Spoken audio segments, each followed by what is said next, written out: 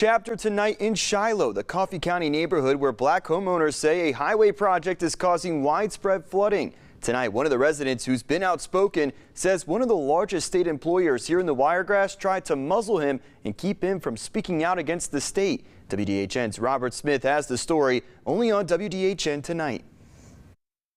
Timothy Williams, the owner of Destiny Cleaning Services and Shiloh Community Advocate, and his attorney Jonathan Alston filed a complaint against Ben E. Keith after they claimed the company terminated his contract when he refused to take hush money regarding a fight with the state to help his flooding community. Well, it was pretty bad how they did it. Tried to silence me and then kill all my contracts, and then it was a bad situation. It put us on a bad bind. I have employees.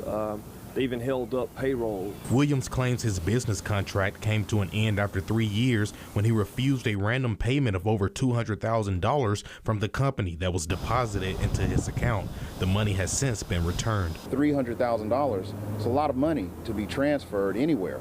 And when he reached out to the company to find out why the money was transferred, how to get it back to them, it took them more than a week to determine, or at least to come up with an excuse as to why they transfer the money to him. During his time contracting with the company, Williams has been instrumental in advocating for his historically black community Shiloh that has been living through a flooding nightmare for 6 years, which has gained national attention.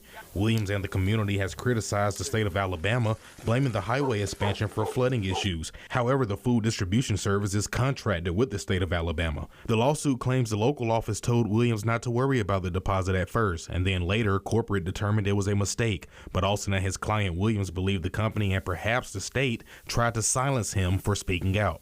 We have all types of information and evidence already that points to there was more than just a mistake of transferring money. It was intentional.